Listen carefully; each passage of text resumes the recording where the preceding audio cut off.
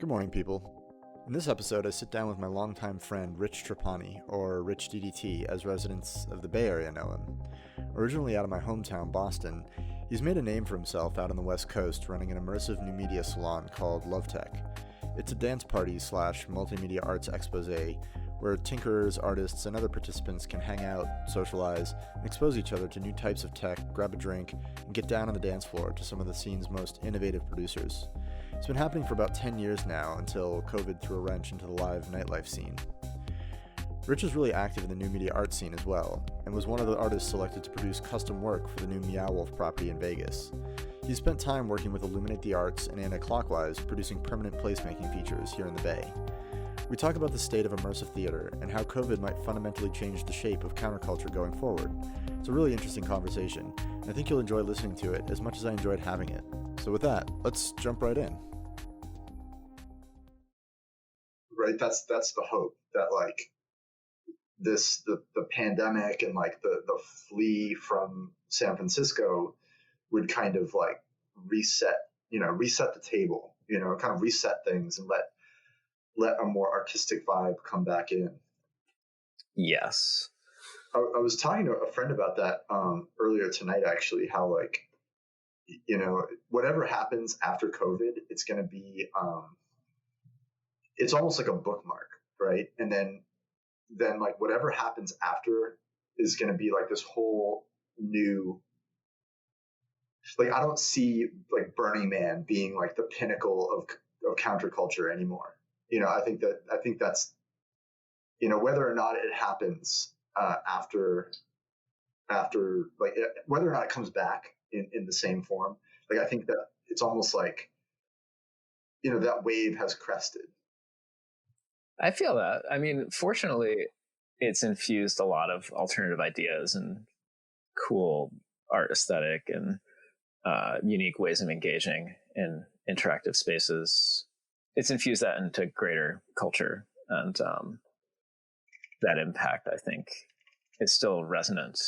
And yeah, even if it were to disappear, the momentum will carry on and people will start crafting their own versions. I mean, there's been the regionals forever, but doing it in other formats is what is interesting. Like taking some of those bits of culture and injecting it everywhere. Yeah, but it's like, like imagine if, all right, so no one's partied for the last like 2 years or a year, right? It's been partying has been turned off, right? So, and like basically all forms of counterculture have been kind of like turned off. And I think that it's going to like, when people do come back to like a social norm of some kind, it's going to be like revenge partying, like people are going to be like partying like there's no tomorrow, or at least, yeah, I feel like trying to make up for all that lost time. Yeah, like a cultural renaissance of sorts. That's I hope there will anyway. It seems like that could be a likely outcome to this whole thing, is like new forms of expression would come to the fore because people have been so repressed for the past year and a half. Do you know what I mean? Yeah, that's the biggest hope, that there are a lot of new forms of expression that get premiered. That's always been a goal of mine with Lovetech, is like, how do we redefine the dimensions of expression and making art and music and creating interactive experiences. So you've had Lovetech for a long time, right? Like basically as long as I've been in the Bay, I've been like aware of Lovetech being like a thing, yeah, like an institution, and it's been going on for so long. Describe like where did that come from? Like, what is Lovetech? Where did that? I mean, I understand it's kind of like it was like a new media art event, and it was one of the first ones in the Bay, as far as I saw.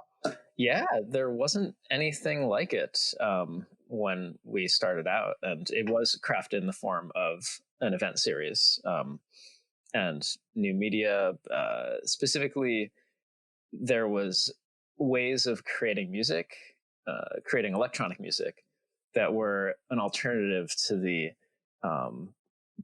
more mainstream DJ format. So DJs have been getting people to dance for decades, and often it's in the format of play a really good song, read the crowd. Lovetech was like, well, there's all this great new technology coming out.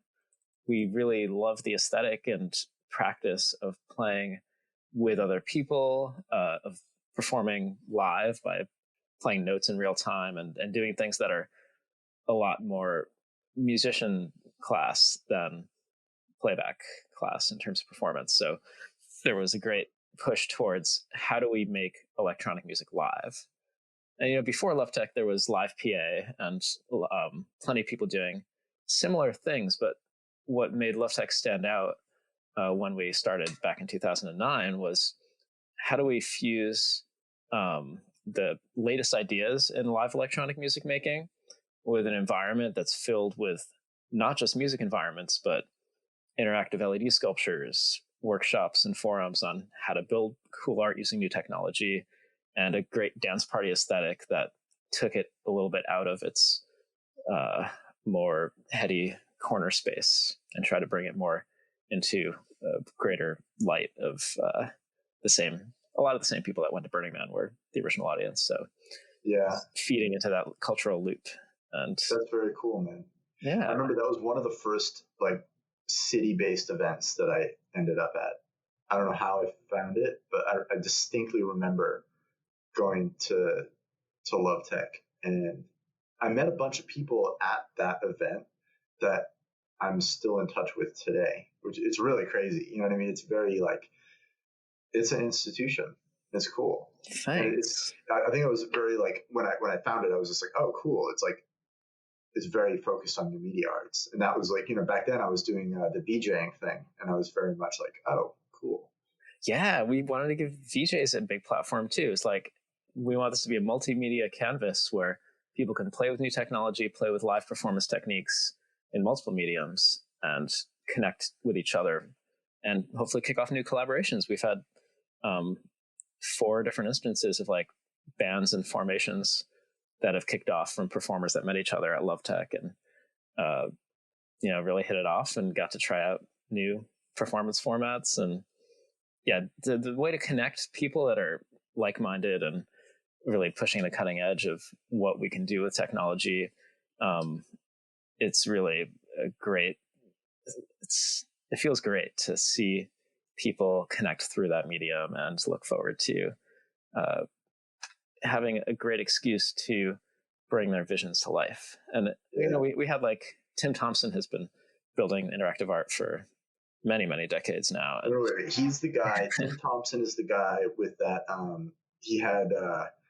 He was using a Kinect, and he had this like crazy, like it was almost like a board, and you would play the board with the Kinect. Is it the right person? Yes. So, yeah. And he was in the controller battle. We amped up the whole competitive edge of the experience to inspire people to do new performances. And he brought out the space palette, is what you're talking about. He brought that out during the controller battle, and it's triggered by the gaming element of like, there was always this gaming element, like you and Moldover. It was like, there was this gaming element to the things that you guys were doing, and that was like, I don't know, it was really cool. Like all the installations you guys did. Like there was that one where you have to like hold hands, and it would like connect a circuit. Oh, right? Yeah, like a thing that you would do at parties. I remember that. Thank you. That's cool. That was a cool planetarium format, and that premiered. I guess the very first performance or very first installation of that was at a False Prophet event at Gray Area Gallery. And basically I was looking for a way to control a planetarium style experience where you get to go on different journeys through the cosmos based on who you're holding hands with. So you're like standing around the space in a ring, and you can activate different segments to connect these cosmic hands to each other. And then if you connect all the people in a ring around the planetarium, then it unlocks the cosmic portal and goes on a full, it shows the scale of the universe from the greatest to the smallest. That's very cool, man. That's a really cool concept. I love the way that, that's an experience where like, new media technology. It's like it's a technology enabled experience. Yeah, and that it's been focused like novelty. It's kind of it's an excuse to be creative, really. I mean, new technology is coming out all the time, but to have an opportunity to look at something new that comes out, there's a new sensor. Let's say there's a new LiDAR sensor we want to play with and find a way to read the environment. Like having that be the impetus to express your idea with is what's especially cool about this culture. Well, new technology is always like throughout the history of like humanity, right? New technology, it breeds art. Yeah. I think that's like ingrained in humans. You know what I mean? And like new media art is just, like cave painting was new media art back in the day. Totally. They're like, oh shit, we can draw on this wall. that's new technology. OG technology, totally. Yeah, this is just a continuation of that, and it's funny how there's like, we categorize everything. Humans categorize. That's what we do. But it's like really, it's just a continuation. It's like a spectrum. It's like a continuation of the same thing that we've always done. We're just like, new things. It's like play with it. And there's multiple levels of depth there because, some of the things that come out more quickly. Maybe it's just a more superficial format of what could be perceived as a tech demo or something. But what's interesting about having it as a recurring event is you get a chance to practice more with the technology until it becomes a tool that you can use to express whatever your artistic vision is. That was one thing that was unique about Lovetech compared to all the other electronic music dance parties, because it definitely resembled that more than any other type of event during our most popular years. Like having people gather for most DJ crews and dance parties is about the genre of music that you're going to enjoy. But Lovetech was never tied to a genre. So we would always have different themes, and it'd always feature something new and innovative and performance oriented, but we could switch up the genre and like attract a whole new audience and give people wide spectrum of flavors. Well, that's what's cool about an art event, right? Is that it's all right. You know how like the Take 3 community, it's like it's festivals, but it's not a music festival. It's an experience festival. Yeah. And Lovetech, I mean, was it a dance party in your mind? Because like for me, it was like this weird mix between a gallery and like, it wasn't like a gallery like you go in and observe, but it was like this immersive gallery for new media arts with a DJ or some kind of music happening also. Mm-hmm. And it's funny how like you can, I think there's so many ways to perceive like what that is. And Gray Area Arts Foundation is kind of the same way. It's like they have music events, but it's also like, there's more to them, And so Is it like a music? Is it like a concert? It's like, no, it's not really a concert. It's not really a dance party if you're considering like your local nightclub like a dance party. It's like a different thing. We just don't have a word for it. It's true. And in the marketing, we would often write the ads and make the flyers that look similar to other dance parties that were at clubs. You gotta fit you gotta give something. You can't be completely alien to people or they won't know what box exactly. to put it in. Yeah. So there's like some sneakiness in a way in that I wanted to show people new things, especially ones that hadn't been in the environment before. So a fair amount of the people that came through, they'd been to some dance party, but they've never seen a person perform like they did on the stage at Lovetech. So they could see that. They could hear about how a person, for example, custom designed a MIDI controller that triggers lights on a suit that's triggered with that triggers videos on the stage, and like hear about the artist's process of designing that multimedia playback and performance system.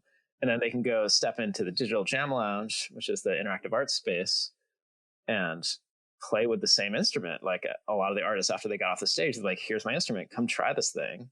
Yeah. And so they can like get inspired and then immediately take that moment of inspiration and funnel it into an opportunity to like get hands-on practice and make new connections. Yeah. That's a really important goal. Was that a monthly? It wasn't, right? It was like we were monthly for a long time. Yeah. Were you? From 2009 all the way through 2014. And That's a then long time. went to less frequent after that year. Yeah. But yeah, it's consistently been, I mean, this year we've done a few online performances from members in the community, but yeah, the last few years it's been one big event and typically Burning Man appearance, and then lots of smaller bookings that we've integrated more into the scene in terms of you can hire Lovetech to bring a stage and lineup of musicians. You can hire us to book an interactive installation, to run a workshop, or to just rent some of our cool equipment. So if you, like, some of them are hosted installations, others they just run themselves, and you can rent them for your event. So there's ways that look at your website, and it looks like almost like a it's almost like a new media, like a design company almost now. The website looks like that. You know what I mean? Yeah. That's the idea now, is like, how can we promote engaging interactive experiences in a variety of new environments? Yeah, that's cool, man. That's a great way to pivot. It really is. When's the last time you did it?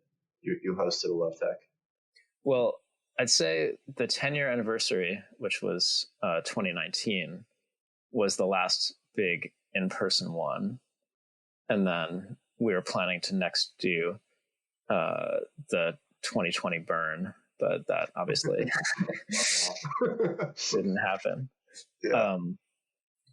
But yeah, there's still a variety of opportunities out there to collaborate and meet the other artists involved. Also, one of our close art ally communities called Kodame, there's a lot of crossover in the artists there. And what is Kodame? Like, I know that name. I know people who are part of it, but I don't know how to conceptualize. Like, what is it? Yeah, there's a lot of similarity to everything that Lovetech is, actually. And they formed very soon after us. And they have regular events, like their festival will be a multi-day event. That's what I know them for. This is a festival. Yes, but not, like big music outdoor festival. It's more like they've found a variety of cool spaces and a variety of existing buildings, like tech companies, and so, and it's all new media stuff. I'd say a higher percentage of digital forms of art to music, and Lovetech's a bit more higher percentage of music to the interactive arts. So that's another word, festival, right? Festival is such a could mean anything. Ridiculous word. There's so many different like styles of festival. When I was over in Europe, it was like I was going to these festivals, these like new media arts festivals, and it's like they are so different than a festival on the West Coast, like a music festival or any of the festivals that happen in the United States. It's like there should be another word. There needs to be like a different word for what that is, because it's a whole different thing. You know what I mean? It's true. I love European style like light art festivals. You ever been to like a light festival in Europe? I've seen videos of amazing projection mapping and cool LED sculpture. I haven't been to one in person, and it's definitely high on my list. The last time I went to one was in Berlin, and it was so crazy, man, because there was this group, White Void, Christopher Bowder's group. Oh yeah, I've seen the videos. Right, so they throw these performances in these like big, like Berlin German warehouse venues, right? But they would bring out like hundreds of people who would just sit there and watch these installations like people watch a band. Do you know what I mean? And I'm like, this is so cool. This is like a whole different paradigm. And like the population in Europe has an appreciation for art where they will go and watch like a light art performance. And they even get their lighters up during. It's so cool. I mean, why can't we have this in the United States? Totally. I mean, there's been some market noteworthy examples, not as large scale and culturally integrated as what you're describing in Europe. I guess there's usually some kind of soundtrack or there's always music. Yeah, for sure. But there's not any focus on dancing, as far as I know. It's all just like witness the great show. Oh, it's because they're awkward. It's like everybody's wearing like the black beret, the black turtleneck. Everybody's standing around like stroking their beard. Totally. Well, it's high art, man. You can't dance when it's high art. That's a tension that we've had a lot in Lovetech, actually, because a lot of times you're like, oh, this music's so great. And if you're not looking at the stage, dancing is about connecting with the other people in the audience for the most part. So you might be really into what it sounds like. And then you turn around, you look at the stage, and you're like, whoa, I haven't seen anybody hold an instrument that looks like that, because that instrument there's only one of. And I've never seen someone like perform in such an animated way. And like, how entertaining is that? And it can interrupt your dance flow because your eyes are so engaged. So finding that balance is the key. Like, I have always aimed for creating a more rich environment that the more senses you activate, the better. And I guess I thrive in the density of experiences. Like that's a great concept, man. Like activating as many senses as possible. Like, why do we? It's like the paradigm is so much focused on the aural, or is that the word? Or oral? Yes, AURAL. Yeah, the sonic experience. It's like, and that is an amazing sense. But I guess like big shows, like you've got the visual experience on the stage, and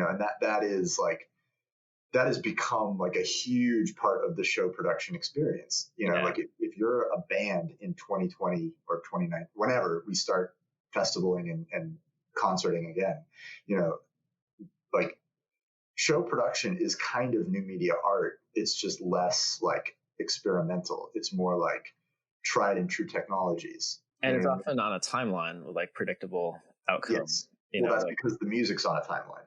Yeah. So like you look at Tool, for example, like an amazing band, amazing visual artist who pioneered the art of stagecraft, right? And they are, they're pushing the boundaries. And the visual part of their show is arguably just as important as the aureole.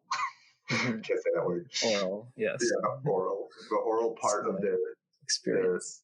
But I think that like involving touch and scent and emotion, like those are equally important. And I think those do come into play in all like festival environments. Like you go to a music festival and you are like, you're smelling the weed that the dude's smoking next to you or whatever. And like, you're sweating because you're those are very tactile, those are part of the experience. I think that's part of what makes it like a live event. Yeah, but how curated is, people will have their substances of choice and all, and there's random wafts, but like, in contrast, that is the scent experience. In contrast, there's like the Edible Orchestra is one of my favorite installations, and so what is that? It's basically a musical buffet. So it's a bunch of finger foods, yummy hors d'oeuvres, and when you eat them, they make music. So the food is a musical experience. In this case, it triggers based on when you touch the food. So there's a lot of capacitive sensing technology in the food. And so like that's actually music that's written to represent the food. And then you have obviously the taste and the smell and the touch. That's very cool. Smell and the taste of the food. Where was that? Well, it's actually a catering service that people have booked before, and I've done it for special occasions, a wedding before, and like a couple different art events. We've had it at a few different Lovetech, like proper Lovetech parties as well. But it's an example of like, okay, we can actually curate the taste, the smell, the texture to the sound. Yeah.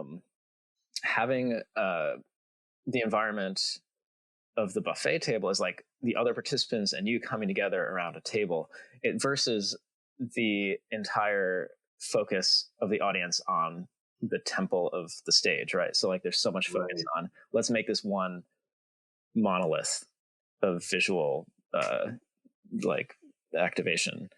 Man, when I was touring, that was a part that always kind of annoyed me. It's like, not only is it a monolith, it's a monolith built out of like truss, which is very predictable shapes. Yep. You know what I mean? And like one of the things that struck me about the West Coast festival scene when I discovered that, I'm like, oh, people are making stages out of like fucking bamboo and like what, it was completely unique and novel and like not based on these Lego block shapes. Yeah, it's cool to like get away from that paradigm of like, okay, yeah, like the monolith of the stage. Where can you put that? This and it's old. Like after a while, it was like, what else can you do with those? Yeah, shapes? You've got your limit based on the medium and the same Tinker toys, the same shapes, and then like you're saying, the new innovation when you use totally different construction technologies and more organic shapes. But then it's still the audience focused on a singular point.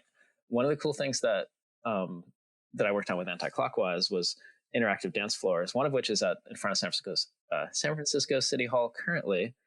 But it's the idea of making the floor you're standing on interactive, and this has been done in a variety of ways, but to bring it to the party experience and bring the focus to the space between the participants rather than everyone focusing on the stage. Like, how do we activate the entire environment and make that a cohesive and engaging space that has the same wonder and is distributed all around you rather than at that one point? And it can be a medium for a conversation too, right? So like, you're probably not going to talk with the band, even though you may really want to, but there's a good chance you can talk with all the random other people that you get to meet in the audience. So how do we find ways to create interactive mediums between them and spark those conversations? Holograms, dude.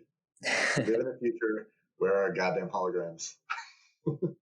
Can you imagine that as an artistic medium? Can you imagine that?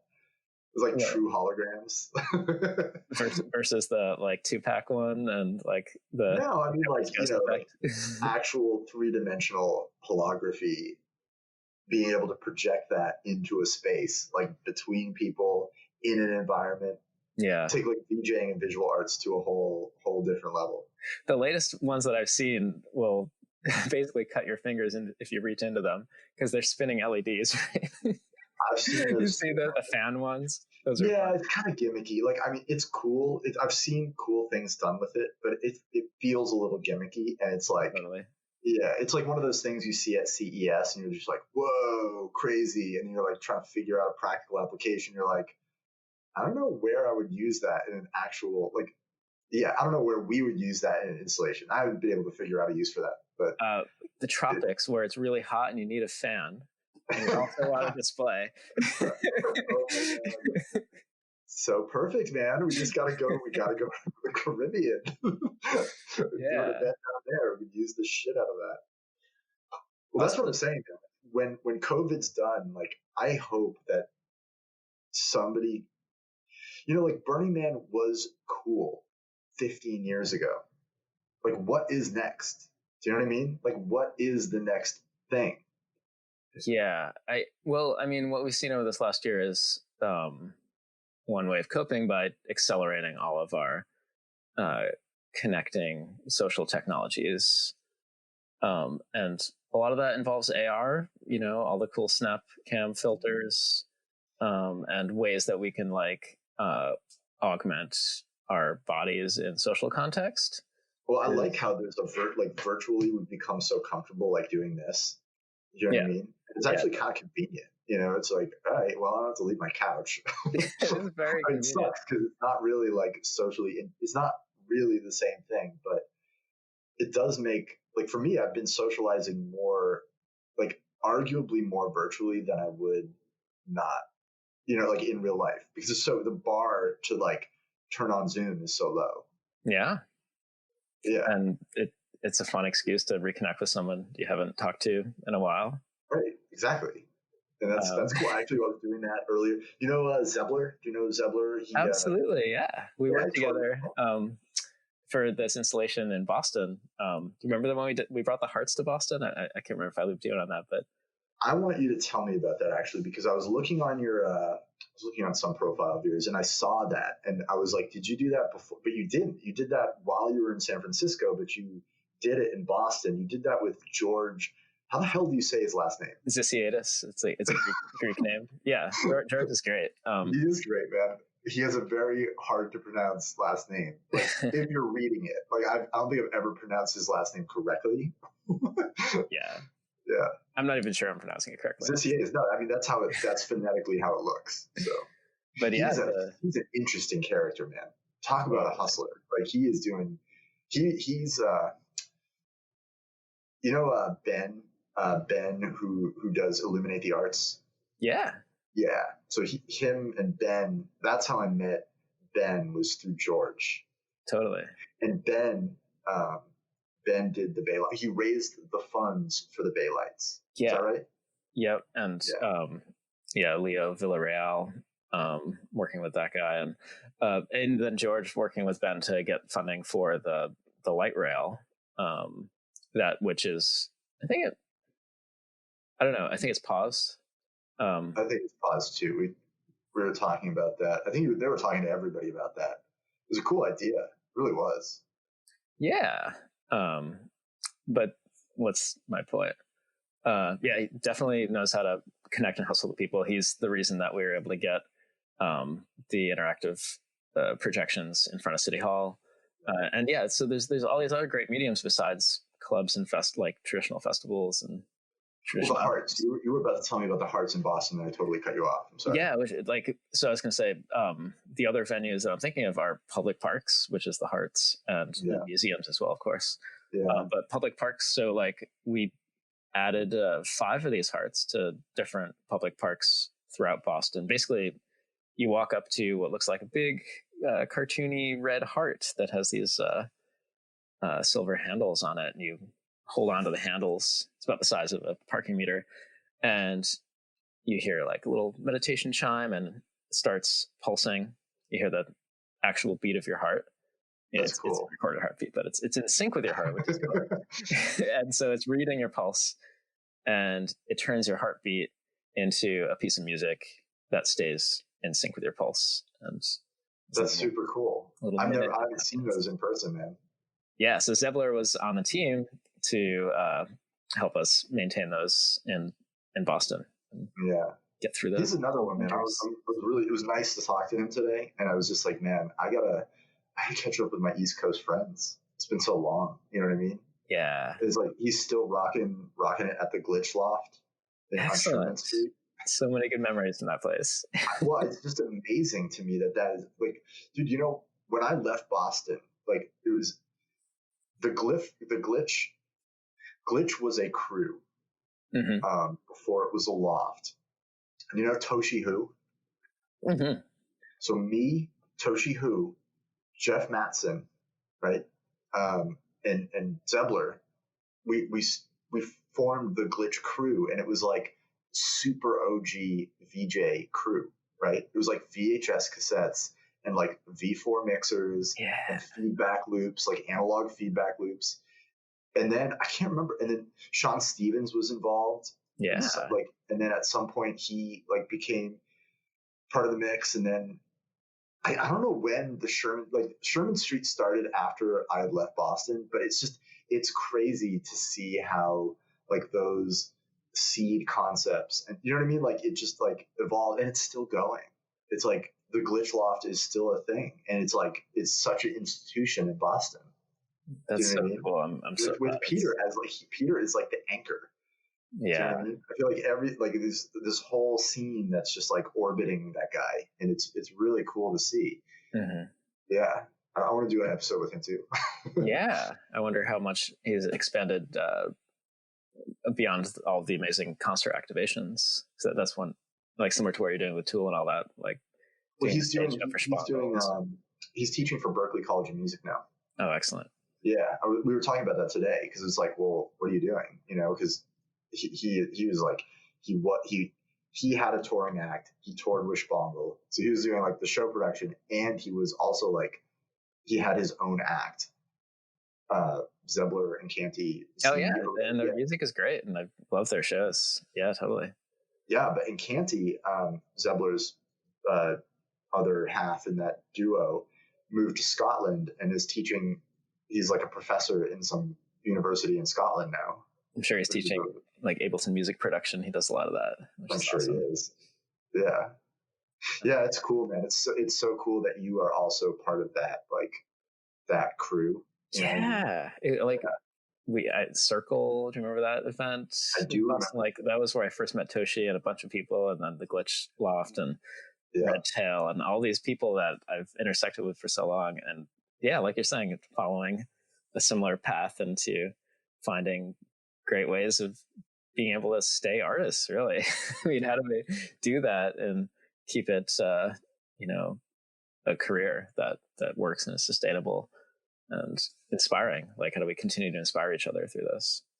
Yeah, it's cool to be like have matured in that, because I feel like there's so many people around me who've gone through, we've all taken different paths, you know what I mean? But it's all this drive to it's like, okay, how do I exist while making art, essentially? Yeah. Do you know what I mean? And everybody took a different path, but it's like, we're all like, everybody's like hustling and they're doing it. And like, I was talking to Toshi the other day, actually. And he was my first, when I was young, man, like before I knew I was really into visual arts, but I had no idea. And I went to a rave, like when I was like pre-2000, and I like saw a VJ. It was like, holy shit, like the video is dancing to the music. I'm like, this is the coolest thing I've ever seen in my life. Yeah. But I had no idea what it was or like what to call it. And then when I moved to Boston, I found, what the hell was that website? VJ Forums, I think. And I met Toshi on VJ Forums, found that like the even older generation of VJs, right? Like the first generation of VJs in Boston. And that was like Toshi and some other people. And he was the first VJ I had ever met in my life. And I was just like, dude, how does this work? Teach me how to teach me how to do this. Nice. And, yeah, man, he's been my friend for like so fucking long, like 20 years, which is crazy to think about. And it's like, we've all evolved, we've all like had like a couple careers. Yeah. He's down in Palo Alto, actually, him and his partner, who used to live here at the Lumen Labs back when it was Flow Space. Oh. Yeah.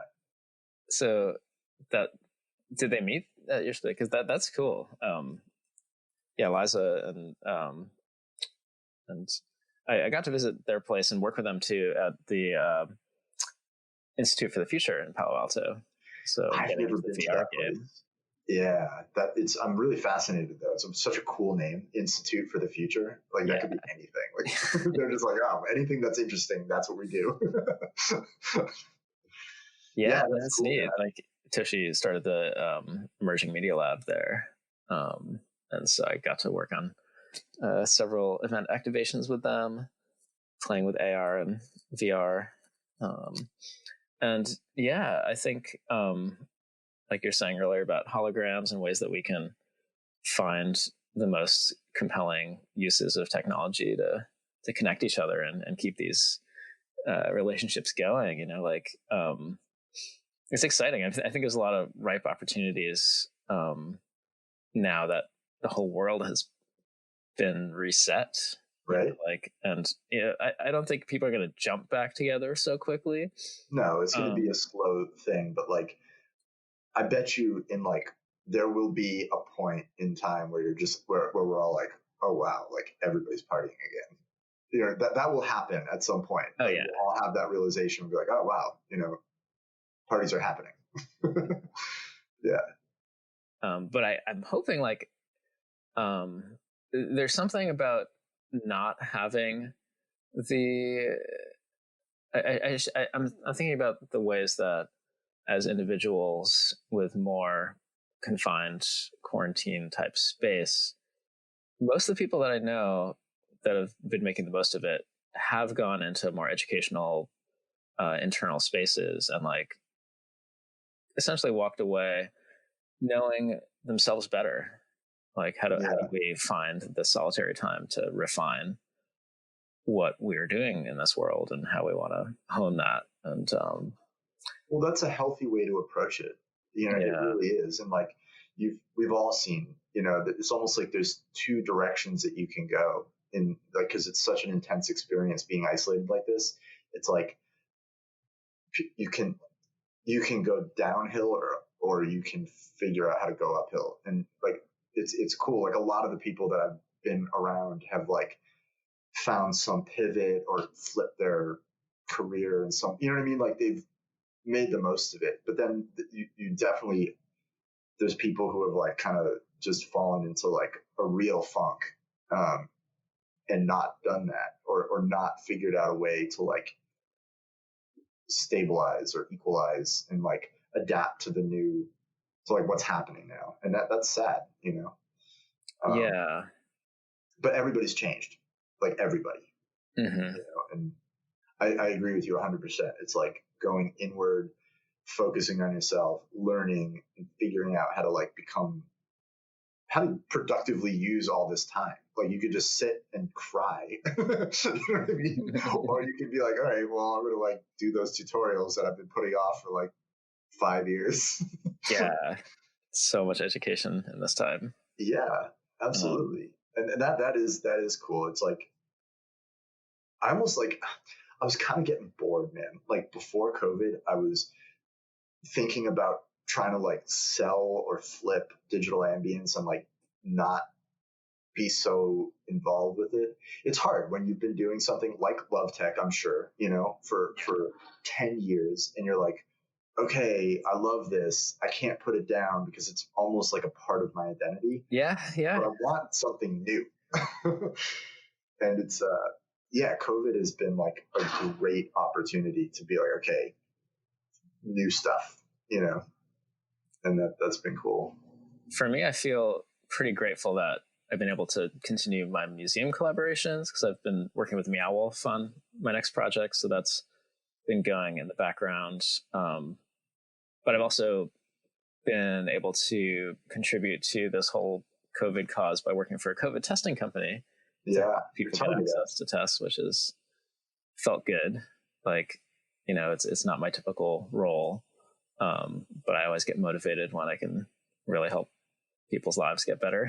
100%, man. This is definitely an all hands on deck situation. And I think it's admirable when people can like, seeing people who like take their skills and put it towards the cause. My co-founder, actually, he joined this group called Helpful Engineering, and they were like, he was using his industrial design skills to mass produce PPE, you know, and he works for One Hat, One Hand. He's great. You know, he's like a sculptural artist, but yeah, I mean, that was like, that's fucking cool.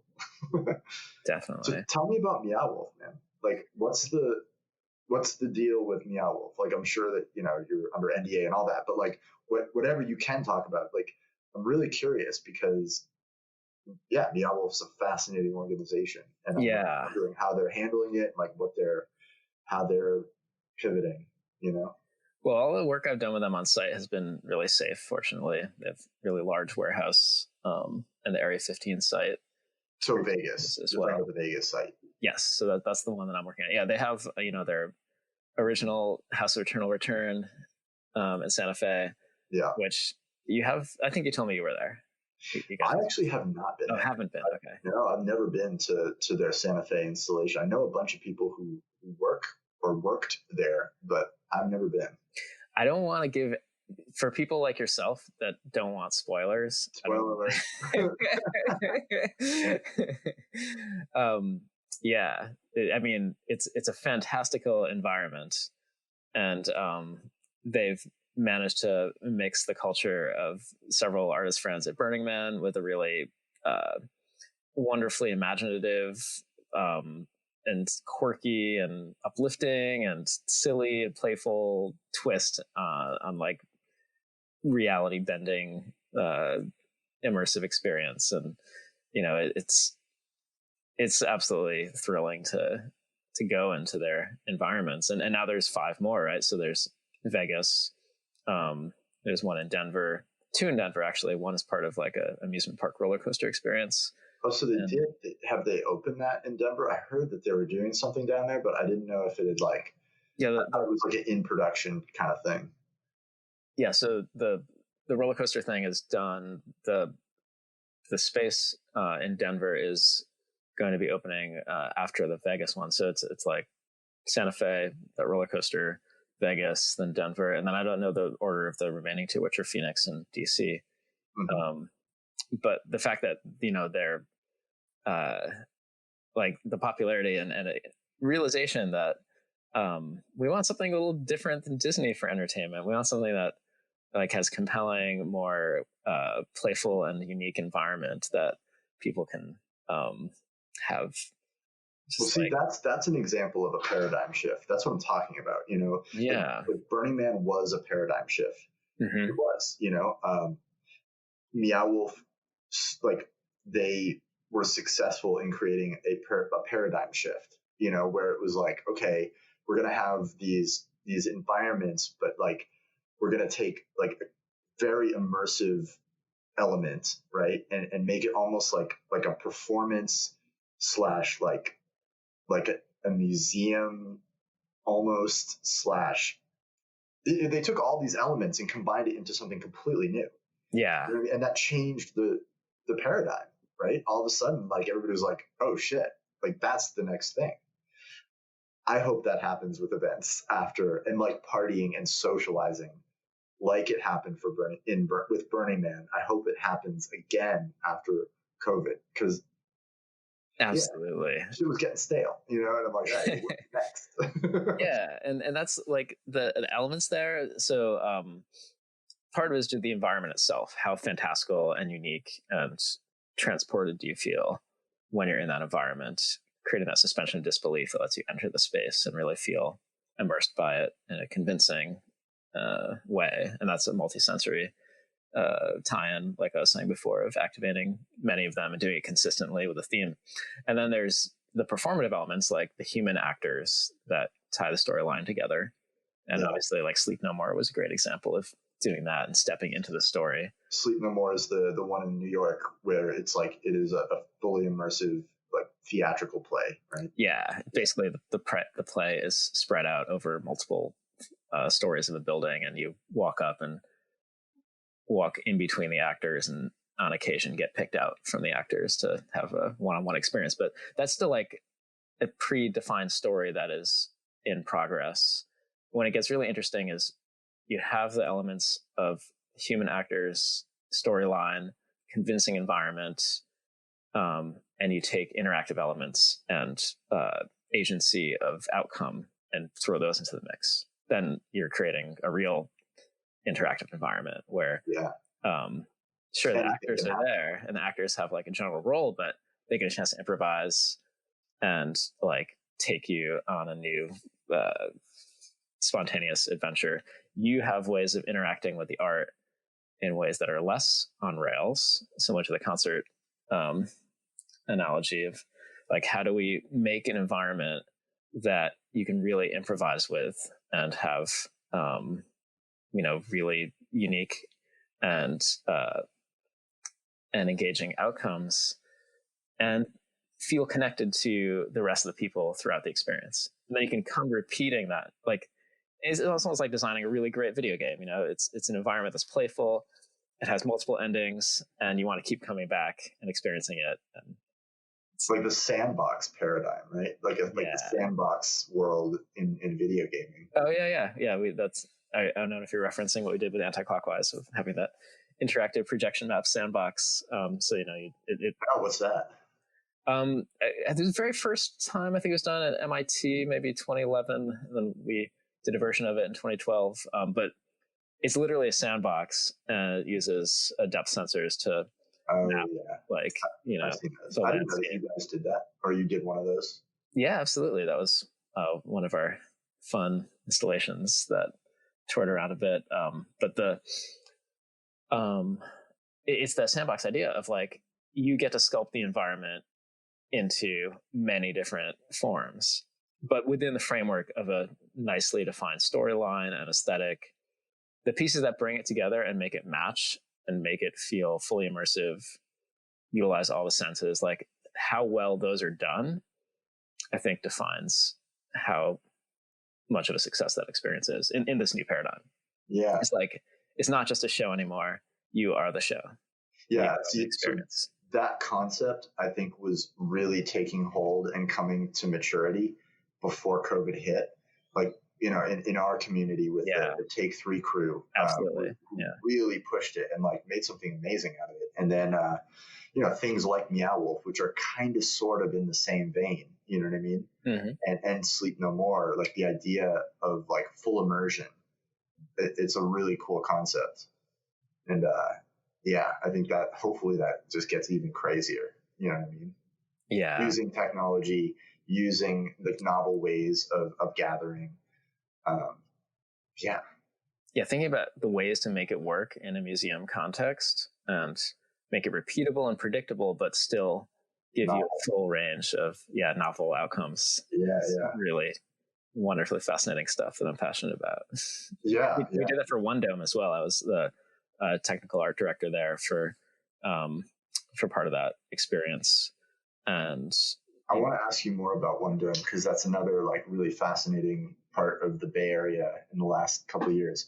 Yeah, One Dome, I mean, it was inspired by Meow Wolf largely because once Meow Wolf became a huge success, there were a few other places that were like, let's do something like this. And One Dome had started on a different vision. They had like actual domes at festivals and some greater environmental sustainability messages. And so there was that thread separately. And then let's keep going with Meow Wolf. I'm curious to like, what can you say about what you were doing with Meow Wolf? Still in the middle of the experience, actually. It's actually going to premiere in next month, which is that just was announced today, like that brand new news. So wait, like in Vegas, so is it open? It will be open next month, it turns out. Interesting. Which you can only get away with in Vegas, I think. All the casinos are open. It's a bold assumption with the way the virus is going right now. Mm-hmm. But that's exciting. That's cool. Are you going to be there? You must be, right? Yeah. Well, I am definitely going there next week to work on the next batch of content for my piece. Nice. Which, so I'm one of the collaborating artists, and my installation is generally secret, but I'll tell you basic things about it, which are that it's in line with some other work that I've done on multiplayer music instruments. Moldover coined the term jam boxes for those before it was a popular speaker brand. I was just going to say, like, he didn't coin that term, did he? Well, he started popularizing. I know, right? You could be a millionaire. Like, actually, that's my word. I know. All these terms. But the idea is it's a new type of music instrument that has multiple players, and it generally has some unique kind of interface. I mean, it's common to use keyboard, keys, knobs, faders, a variety of surfaces that people are already familiar with. Yeah. But instead of just being three separate electronic music instruments, there's a lot of technology to synchronize it and make it easier to sound amazing, so that you and a stranger can have a spontaneous jam band experience, basically. So that's cool, man. What a cool installation. So are you working with Moldover, or? Well, we both are doing work there on two different installations that both fall in the category of Jambox. Cool. That's awesome. Yeah. So who's on your team? Are you working with anybody on that, or is it just you by yourself? Well, I am working with very helpful collaborators. Okay. But so, you're ideating. It's your concept. It's your piece. Yes. Yeah. Yeah, and it is based on some of the awesome work that another awesome, the whole world of oscilloscope music is very, very cool. And Dude, my friend was telling me about that. My friend was telling me about oscilloscope music the other day. I was hanging out with my friend Dallas, and he was like, "Dude, you got to check out this band. They what is it? They like make music that looks like amazing. amazing It's on the an art of oscilloscope." designing sounds that look amazing. That's so And cool. so basically, it's a perfect example of the synesthetic aesthetic that I've popularized and like integrate into my art. That's And cool. so in this case, the basic format for making amazing vector graphics is you have a left channel and a right channel of audio in your stereo signal, and they're fed into an oscilloscope, and the left channel moves the beam left and right, the right channel moves it up and down, just like an Etch-a-Sketch. Right, right. But how do you with an oscilloscope and a waveform? Yeah, it would be cool to see it. It's So hard for it's me to visualize how you would create complex vector graphics with a waveform alone on an analog oscilloscope. Do you know what I mean? Like, that, and then yeah, like, what the fuck would it sound like? Does what looks good sound like garbage, or does do you know what I mean? Like, it is a struggle, I'll say. yeah, Like the art of like making something that looks good sound better and making things that sound good look better. You're definitely going right. back and forth a lot in designing this music. Um, So, who are some of the artists who are like doing that? well, I mean, it was first done back in probably the 50s, 60s for people that were discovering some basic Lissajous figures and drawing those in oscilloscope. But What'd you like call them? Lissajous or Lissajous, Lissajous. It's basically any oscillating waveform can be represented graphically. Okay, And spirographs are probably the most popular kids' toy that draws Lissajous figures. photographs, man. um, yeah, so it's great because it represents like natural motion, and it's a way of visualizing wave harmonics and seeing relationships between repeating patterns. So that it's um, you can use this installation.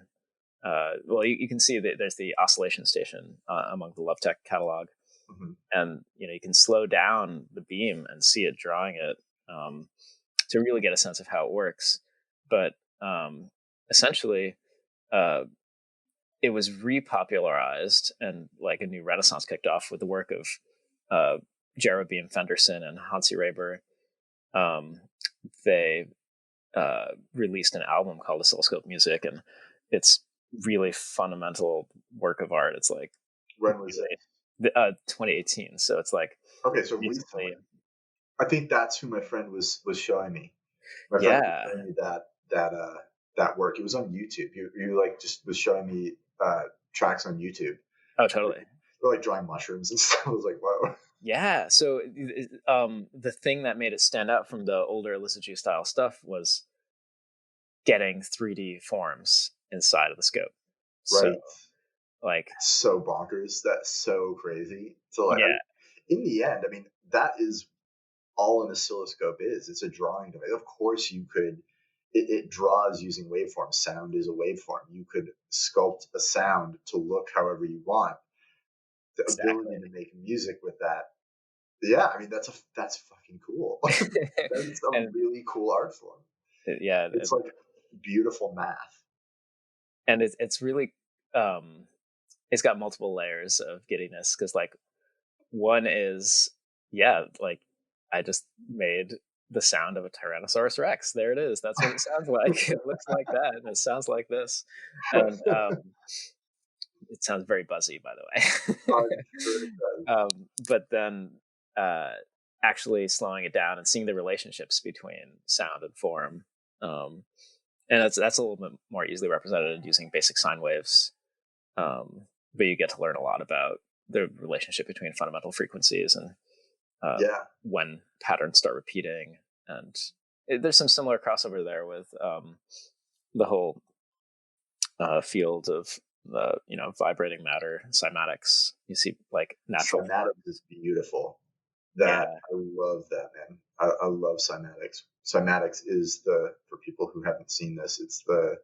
It's vibrating sand at various frequencies on a metal plate, and the sand forms very intricate geometric patterns depending on the waveform.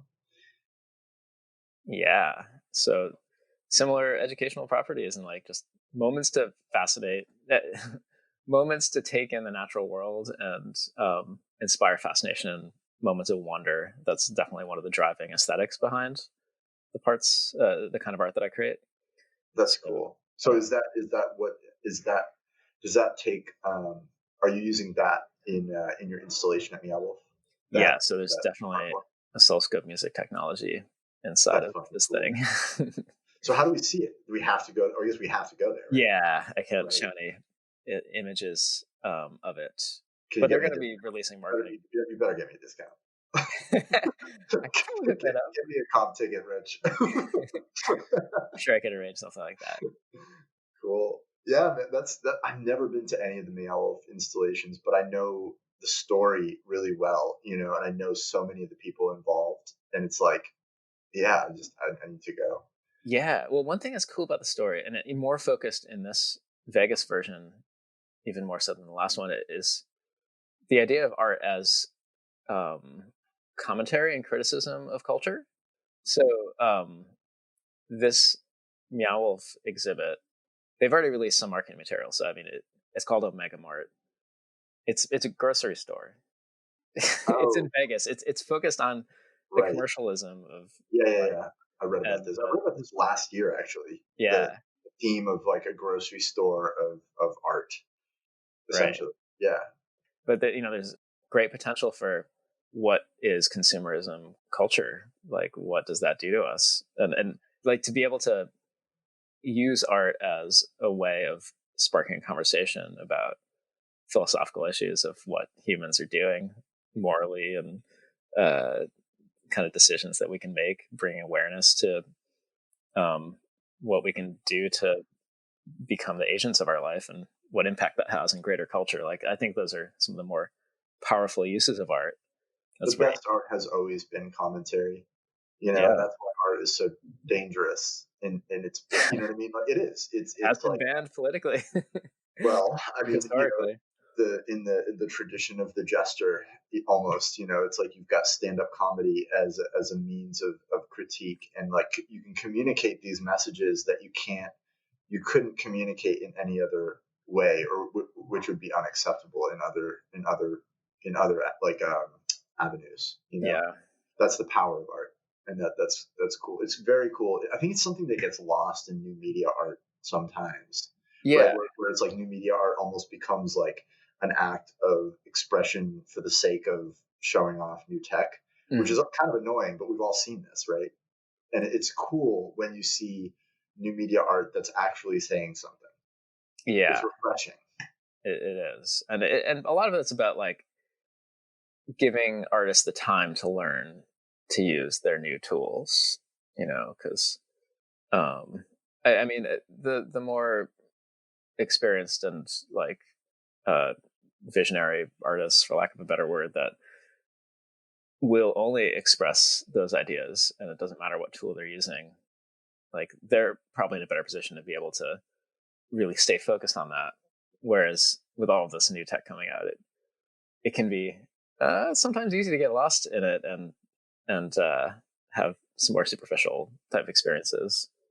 But I think Yeah, that's a sign of refinement. It's like once you can use the new technology and the new medium and still create that message and that cohesive environment for telling it.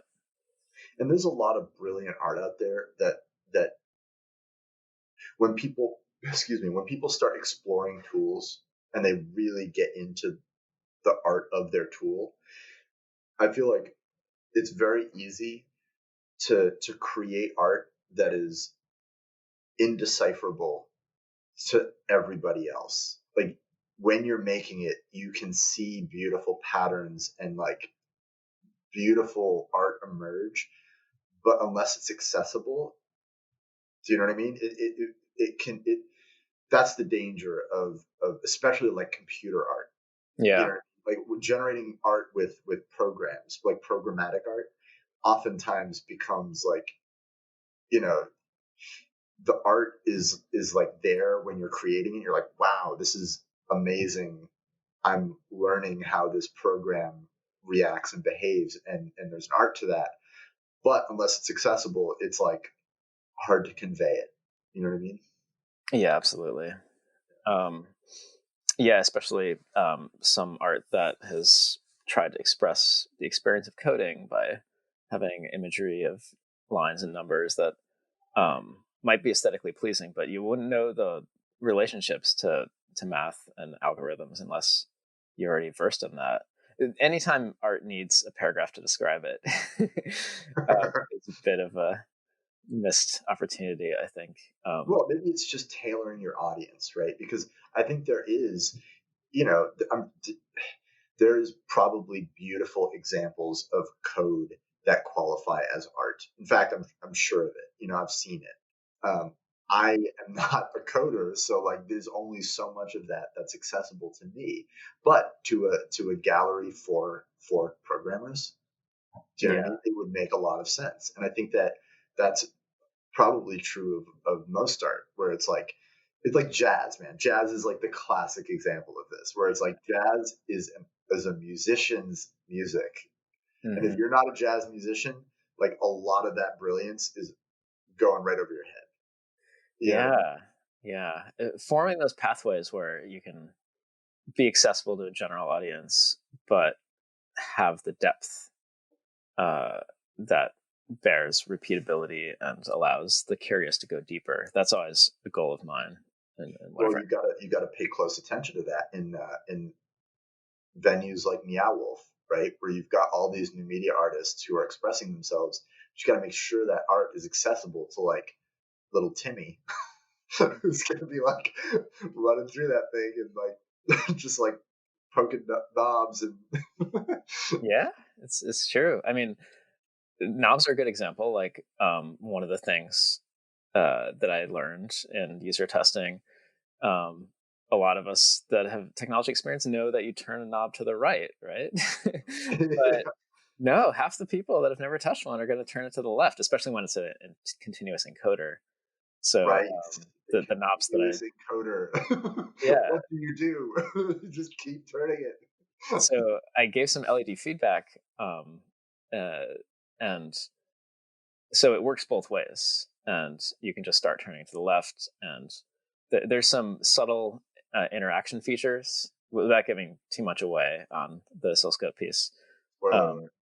yeah, but it's all about usability. So like watching people that have never touched anything like it touch it and taking feedback and honing the design so that it's less about getting to so that people can rapidly engage in the instrument, because that's really what it is. It's like, how do I Got to make it rapidly feel accessible, man. connected to it and without any um, with the least amount of confusion. This is just basic UX design, but it's interesting because there's a wide range of what people perceive and are sensitive to, and a lot of the assumptions that us advanced technology focused people make do not apply to the general world. And how do we? UX design is an art. Yeah, absolutely. Yeah. And Well, I it's really really appreciate it too. important. Like for my dad actually, so he actually has multiple sclerosis and uh, has real difficulty using his voice and talking and being understood. Very shaky hands, bedridden, so he's not doing well from a usability perspective. And but I ended up designing a platform that he could use, and so like I put a lot of thought into that. So Do you think touchscreen. that's influenced your art? Probably. Yeah, I mean, I think a lot about how easy it is to use technology and um, what it's like to perceive an interface from a Yeah. very disadvantaged position. Yeah. So I think that, um, and plus the idea of like wanting to build something that doesn't exist. Like there wasn't any great speech generating device that was also had the features of social networking and entertainment features, just being able to just read and watch movies, listen to music, like all these technologies, which are very easily accessible on an iPad is not accessible to people that are very disabled. Right. So Did seeing your that, dad use a computer? well, he wasn't very computer savvy when he was fully abled. So Right. Yeah. there's already that barrier. So it's been a fun challenge to like make for an already foreign interface much more approachable and get that value of connection through it. And yeah, that's interesting. So who else is involved in the like? Who else is doing Meow Wolf installations? Oh yeah, well you're talking about other well, so I mean I'm getting some amazing help from like Alex Stahl has been a rock star in terms of max coding. Like I was Max relative, MSP. yes. So Cool. he's I like haven't heard that. I haven't heard anybody using Max MSP in a minute. yeah. I mean it's It's still such a updated cool regularly, platform. and yeah, the nodal environment for coding, and Well, they were the pioneers for that, as far as I know. Like yeah, first people time who I were ever working on saw that. Max, they went on to build Ableton. It was definitely the um like the OG 100%. musician's tool. Yeah, well, I thought didn't Ableton just buy Max MSP? Uh, well, I mean, Max for Live is now integrated. They have some agreement. I don't know I too much know they about it. merged. Yeah, it's like one thing now. But it's funny because like Jitter, right? Jitter was Max MSP's video environment, and Totally. like Sean Stevens. Sean Stevens has been using Max MSP for as long as I've known him, and he introduced me to that platform like so long ago, 15 years ago. Yeah. Yeah, and it's like I haven't seen anybody use it in a very long time because I'm not in the audio world, but I know that it did merge with Ableton. Yeah. So, I mean, I think the merger you're talking about is the fact that you can have Max for Live, and that integration into Ableton. But yeah, like Alex has done an amazing job, really spearheading a lot of the architecture and coding for the exhibit. And so great collaborator. He was at One Dome as well, actually. He Was did he something really Symmetry cool at One Labs? Dome. Was it No, still Symmetry? No. it's a different Alex that's part of Symmetry. Okay. But yeah, um, yeah, Alex and Alan Macy created the Heartbeat amplifier.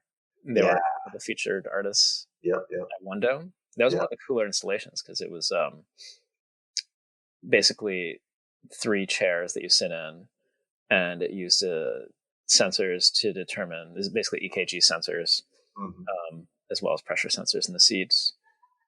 Then you get your heartbeat detected, similar to the Pulse of the City I was talking about with the hearts in Boston. And it's visualized as animations on a projected forest, as well as lights flashing and the transducers that let you feel the vibration of your heartbeat, the subsonic transducers, which are really fun technology. The Heartbeat amplifier was around long before One Dome, though. Oh yeah. I It's been remember. evolving since like 2010 or something. I was just gonna say I remember that installation from a long time ago. But one cool thing that I'd never seen before, they actually tuned the EKG sensors to detect people walking around the room. Interesting. How'd So that work? Or like, what was the practical effect of that? it gave like this jingle sound as you were moving through the environment. So as soon as you like, it changed the capacity in the room, like long distance capacitive sensing style interactions with those sensors, and it would detect that and create these beautiful jingles. And I was like, how are you doing that? It was like a very clever trick that I haven't seen done in any installation. That's cool. That's very cool. So the whole thing is capacitance sensing. That's It behaves like capacitive sensing, but it's using EKG, electrocardiogram, and I should look into more about exactly how that's tuned. But yeah, I've worked with a lot of strictly capacitive sensors, like the edible orchestra I was mentioning. Like that's right. using capacitive tech, and Yeah. those can be tuned to detect proximity and make things into theremins, which is very fun. So it was like that, but it was at a large Capacitive scale. sensor. The theremin. Yeah, it's the second electronic musical instrument ever invented. It's like I know. amazing. Yeah. You watch those like old like 19.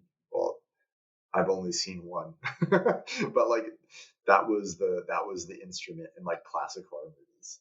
Totally. The theremin. Everything from like sci-fi and horror movies to Beach Boys' Good Vibration. Right? Yeah, that's true.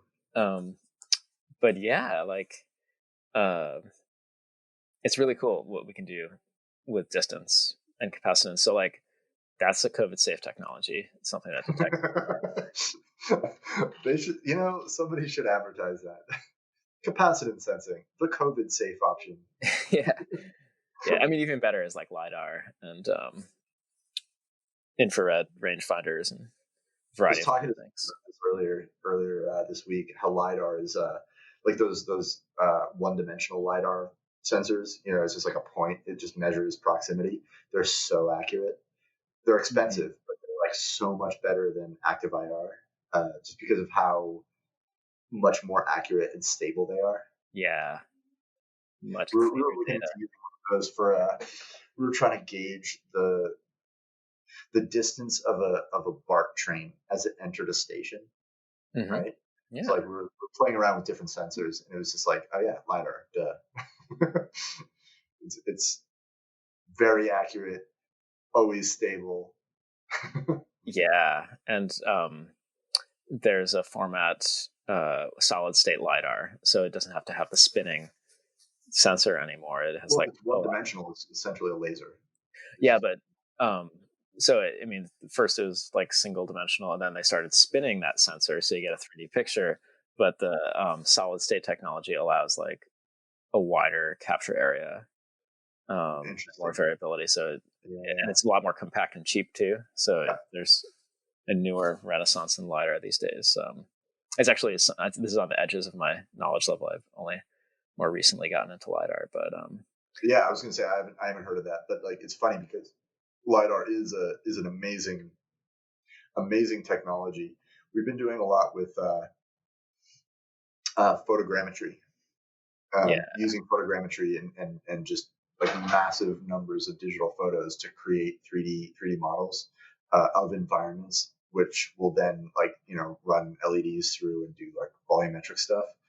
Um, and we were trying to do this to a tree, and I was talking to this expert in essentially capturing real environments in 3D, and she's like, yeah, like lidar is cool, but like photogrammetry is actually more accurate, and it just depends on what you're trying to capture. You know hmm. what I mean? Like So just there's having a million tiny leaves moving everywhere is tricky for the lidar. Is that part of the thing?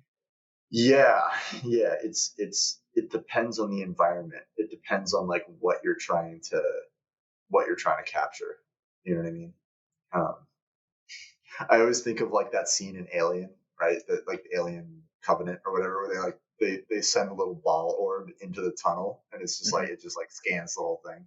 It's like, Yeah, can we live in that future, please? That'd be you so know convenient. that's not far at No, all. it's not. Sorry. Well, I mean, maybe a hovering ball. That's further than the lidar part. Yeah. So But like, you do it with a drone. I mean, that would work. yeah, that's what I was thinking. There's Yeah. already like drone taxis in Dubai. Have you heard about that? No. Like, real quick for people. Yes. What? It's crazy. It's like a drone bus for ants. Yeah. No, that's crazy, man. I mean, I don't know if I don't know. Well, I mean, I guess, if like everybody else is doing it, if it was proven safe, I would do it. Yeah, I'm not exactly. gonna be like the first guy to ride Exactly. the drone. That's funny. Yeah, Dubai, man, that's a crazy place. We've almost had a couple of projects in Dubai, and we've never actually done a project in Dubai. But every time it comes up, every time we start to engage in that, like we work with, a, almost half of our team is women, and it's like, yeah, Oh, I know. there's Like in like, Saudi yeah, Arabia, like yeah, I worked with Toshi, and for the Institute for the Future for a Saudi Arabia based right. exhibit. And it's like you can't have women, like there's a whole, like it's a very regressive environment in terms of women. And there's a lot of problematic things that are happening in that area. And it's just like, yeah, well then ethics come into it. And you're like, well, what are we gonna, you have to consider the ethics of like, yeah, the environment, the people that you're working for, the way that you have to work in order to work in that environment. And it gets tricky. It really does. Yeah. If McDonald's wanted to pay me to do some installation, like I just can't support the practices of, like there's always that consideration of who your collaborators are. Right. And fucking McDonald's turning America into fat fucks. Actually, the world, really. I mean, dude, we were in McDonald's is everywhere. Point being, you cannot go anywhere without finding a McDonald's. It is absolutely ubiquitous. Right. Across And the world. I'm personally vegan as well, and like it's a lot of moral concerns with that particular establishment. But the idea is, like work with the people that you want to support. Absolutely. The cultures that you want to elevate. Absolutely, man. And it's tricky because like there are a lot of assholes with a lot of money. And at a certain point, like you do have to make that call. You're like, okay, well, funnel that money from the bad place to the good place. Do something really good with the profits. Well, but this is the thing, man. It's funny. So you're a vegan. Yes. That's cool. So my partner is vegan, and I just finished doing a trip to see my family and my partner's family, and during that trip, like I eat meat. I do. I'm conscious about the meat that I eat, but on this trip, I was vegan, right? And like the quality of vegan meat substitutes is crazy. Like the technology that is fake meat, dude, has come so far. It's like you don't need meat. You really don't. Like I could substitute all of my meat for like Impossible and Beyond. And it's like you get the texture, you get the taste. It's like you don't need meat. And even milk, dude. You ever had Ripple? Ripple? Yeah, it's it's like a pea protein milk. Yeah. It looks like milk. It tastes like it. Look, when you put it in your tea or your coffee, it like does the swirl. Like, science has achieved. Yeah. You do not need meat. You don't, And then cloning, man. When they start cloning that shit, it's just a game changer. It's like, definitely I poised to make. I would eat grown meat. Personally. Yeah, when it's confined to a lab, it's a bit different, less of an environmental impact than our current methane producing cow populations and all that. But yeah, working with people that are driving forward the world is really key. So when you're done with this installation at Meow Wolf, you think you'll be done with Meow Wolf, or are you going to continue with them? Yeah, I mean, once this wraps up, I definitely like the idea of continuing those collaborations. So I'll keep those talks going. Yeah. Have you found it to be political? That's one criticism that I've heard from other people, is that it can get political, or it's kind of like a cool kids club. I don't know how to put it, but you know what I mean? There's like a lot of social politics involved. I mean, I see that same type of thing in festival worlds. Right. Right. I mean, it was an art curator at Lightning in a Bottle that was one of the main connections to get connected, to work with Meow Wolf, and they had an open application process and all. Fortunately, I haven't seen much of the politics that you're hinting at. I know there's a lot of business decisions that have been made that are multifaceted, and they're experiencing rapid growth, so having lots of rapid changes in personnel and things. Sure. Yeah. The kind of culture, though, of Cool Kids Club does bother me, and that's actually something that Lovetech was also founded to be counter to, because you do see this bit of like hippie elitism and like things that are really looking for ways for people to stand out and define, this is the cool crowd, this is the only people I want to spend my time with. Lovetech, like in contrast, always wanted to create an open and supportive environment so that anybody can feel accepted and have a chance to engage. And so it's the opposite of a more exclusionary culture, which I think is important for imparting cultural change. I think it's really hard to humans are tribal, right? And the cool kid vibe, right? That what we're describing, the phenomena in festival culture or in any culture, where it's like you the instinct to create an in crowd and an out crowd is like hardwired. It's like part of our firmware. You know what I mean? Yeah, and it's, I think, like the chimpanzee versus bonobo thing. I think a lot of it's scarcity Yeah, totally. related. It's like there's only so many resources. What can we do to compete with each other and capture those for a Do you think smaller? it's resource based? It's almost like I think it's like a social status thing left over from when we were like, yeah, like, tribal apes, like we're evolving. It's still in us though. It's funny. It's everybody hates it, and it's an inevitable part of growing a scene.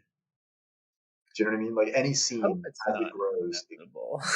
elements of that come into it. Well, there's a difference, and I think it comes with ego and um, basically what you're describing of this elite culture is fueled by a lot of ego and people thinking their only value is in standing out as better than other. Mm, Um, Now, it is important to distinguish quality of art, and when you're telling a story of like who are the exemplars of, like we had our controller battle in Lovetech, which is a little bit weird culturally because it was like we're gonna duke it out for like who's the best controllerist. Um, I don't know if there's anything wrong with that. I well, mean, you can have there's a competition without making people, without othering. yeah, and it's friendly competition, and there's other frameworks like cooperation where you get more points for collaborating with other people. There's are ways to like pull back from an ego oriented aspect. But what I think is important, at least in the cultures that I want to propagate, are how can we recognize what's awesome by describing like how it really stands out as achieving something that's hard to do or made a really important message. Like, how do we highlight that by just elevating how great it is without the contrary point of because the rest of it sucks. Like that's the key difference is like I'm better than you versus look at how cool this is. Right. Yeah, that's a really good point. That really is. It's interesting, man. I definitely want to go see your installation, and I'm definitely stoked to see what comes after COVID, and how how the world opens up, or our world, like the art scene opens up, like the social scene opens up. Hopefully, it's something new. Like people do something like innovative. Are you going to do Lovetech? Like, are you bringing Lovetech back?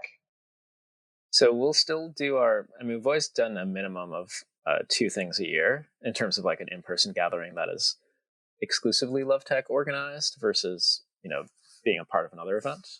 So I foresee continuing to do that as soon as it's safe to gather in person again.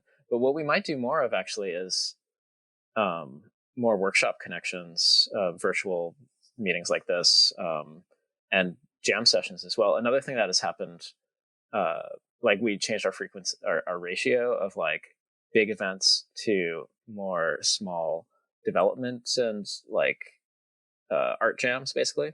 So what I mentioned before with the digital jam lounge being an interactive art center at Lovetech, we've taken that model and had regular meetups with groups of typically less than 15 people, where we'll just get our instruments together and jam and improvise and come up with new performance concepts and record some music. So that kind of event where it's like development oriented, we want to take that online, and I'm looking at various formats of how can we jam musically without latency issues. Right. Because that is a challenge, of course, in It's this definitely medium. a thing. There's wireless. I mean, there's remote MIDI control, and there's definitely capacity to do this kind of thing in the virtual format. So, yeah, it's always been balancing like the bigger contracts of building a piece for a museum and putting more resources there versus engaging with a local community and having bigger gatherings. So I guess what I'm saying is there will be activity, and I'm not sure the ratio yet of what we're going to focus on. Mm-hmm. And actually, I'd love feedback from people in terms of what they enjoy the most. Is it those in-person gatherings where there's a larger dance party element with the interactive engagement in the installations, or maybe there's more ripe territory in focusing on those installations, integrating them into immersive environments, or maybe it's just the educational side. So these are all possibilities that I'm excited about. Yeah. Are you doing the Meow Wolf installation under the Lovetech banner? I'm doing that as Rich DDT, like independent artist. Yeah. But what we have, like in terms of the Lovetech banner, is a number of artists that we've featured and are considered Lovetech alumni, and we offer booking. So here's actually a good way to describe it. We've moved from focusing the energy on here's a Lovetech event where everybody gathers because it's an awesome Lovetech party, to here are Lovetech artists that we think are awesome. Here's ways you can support them directly and independently, which is a very similar model to what Kodame has done, which is cool because it gets money more directly into the hands of artists and helps them elevate their individual careers as well, similar to how I'm hoping more people get a chance to spend this COVID time developing their own independent art. So building up the individual while building up the umbrella organization. It's a balance of both, really. Yeah. So I'm excited to find that balance even better. That's very cool, man. It really is. It's cool to hear what you're up to. It's yeah. It's cool to see that you're still keeping on, and making art, doing cool stuff. Yeah. It'd be good to hang out in person when this is all over. Yeah, absolutely. Yeah, I look forward to that. Absolutely. And, I look forward to anybody's inspirations, like if people are listening to this podcast and they have something similar they want to share, like, reaching out and connecting and finding that, what I found through doing lots of events and connecting artist communities is a lot of projects are in stages where like there's an individual artist working on their craft and there's a really ripe opportunity to improve that art with a collaboration on another aspect. Like I spent a lot of time on software and interface elements and less time on making an awesome welded metal sculpture, like the actual sculpture artist. So I've found great pairings when I've collaborated with people that are awesome at physical enclosure building. And, yeah, man, I find collaborative art is the most inspiring for me personally. Like I'm almost only interested in like artistic collaborations, like I love making art, but it's so much more interesting when you involve other people and other skill sets and other expertise, other interests, other perspectives, yeah. Yeah. So making those connections is like probably the highest on my priority list. How do people reach out to get in touch with you? What's the best way? So I'd say they could email me directly, richddt@lovetech.org. You're gonna get a lot of email now. That's great. The Russian trolls, man, they're listening right now. Yeah. If you're on the mailing list. There's also contact form on the lovetech.org website. I'm relatively active via, like, if people send me messages through Facebook and Facebook Messenger, that's a good way to reach out too. Yeah. Oh, and of course we have our conversations going on our Facebook group as well. Is that pretty active? It seems it could use more activity, I'll say. Like, we have a variety of people that are doing things and will announce them. But what I want more of is to spark more discussions about the nature of the art. And Right. yeah, so Man, it's so funny. Facebook is like the only reason I go to Facebook now, or I log in and use Facebook, is for the groups. Right? There's a number of groups that I'm involved in, and I'm just like, well, this is where that conversation is happening.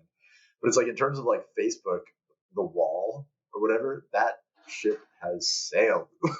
Like, who the fuck uses Facebook for the, like, in the way that Facebook wants you to use Facebook? I totally agree. Yep. Yeah. Like, social dilemma. It's in a documentary. Watch it. That shit is evil. Yeah, controlling our attention. Yeah, man. That is. But yeah, the groups are a great discussion platform, and Discord is like an awesome platform too. I love Do you guys have a Discord channel? We don't yet, but so Lovetech collaborated this. I should say we actually did have a Lovetech event this year, but it was all virtual. Lovetech paired with Synesthesia What to platform do you produce. use? It was the Dusty Multiverse Burn, which is Oh, was an it the app. Burning Man? The Burning Man? What platform did Burning Man use to have like their virtual burn? Was it like There a were like 8 of them. So it was the multiverse theme, and that meant there were multiple platforms, multiple burns in all different formats. Huh? But there was one VR environment that they had. So Altspace VR was, I'd say, the best of the VR environments. There were multiple VR ones too, but Altspace is pretty cool actually in terms of a very approachable social format, because it does a great job animating your mouth while you're talking, and it feels very convincing. Like, all of a sudden I'm a cartoon talking to my cartoon friends, and it feels Oh, kind of interesting. nice. But the my point is, we did our first Discord, and that was a Synesthesia and Lovetech Discord. That was fun. We got a lot of artists that we featured on our stage talking to each other, and that was actually a great example of sparking new collaborations. Very cool. So It's all about finding virtual ways to connect with people. Like, that is what 2020 and 2021 maybe will be about. yeah, Just like maintaining connection and being able to continue to grow community in a virtual way. Can you imagine if this should happen in like the late 80s or early 90s, or like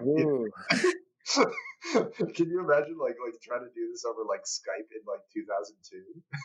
wow, yeah, Happen. would have been pretty rough. Yeah, we were poised to make it easier.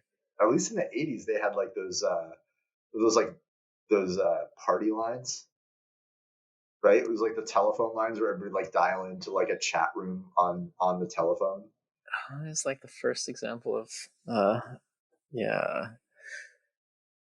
any kind of voice party. OG I chat guess so. room right there. Oh, listen, it's we're an hour 45. Excellent. Plenty of material here. Yeah, I was just gonna say, man, it seems like we've been going. This has been a good conversation. I really, Totally. yeah. Well, I look forward to sharing it with people. And I was just gonna say, I'm gonna have Sam scrub it for like quality issues and remove our 5 minute break, and then that's it. That's the extent of editing that we do. fun. That's great. Yeah, absolutely, man. Thanks so much for doing this with me. This has been really good. Yeah, I'm glad you reached out, and I want to do this kind of thing more often. Thanks for the opportunity. Yeah, of course.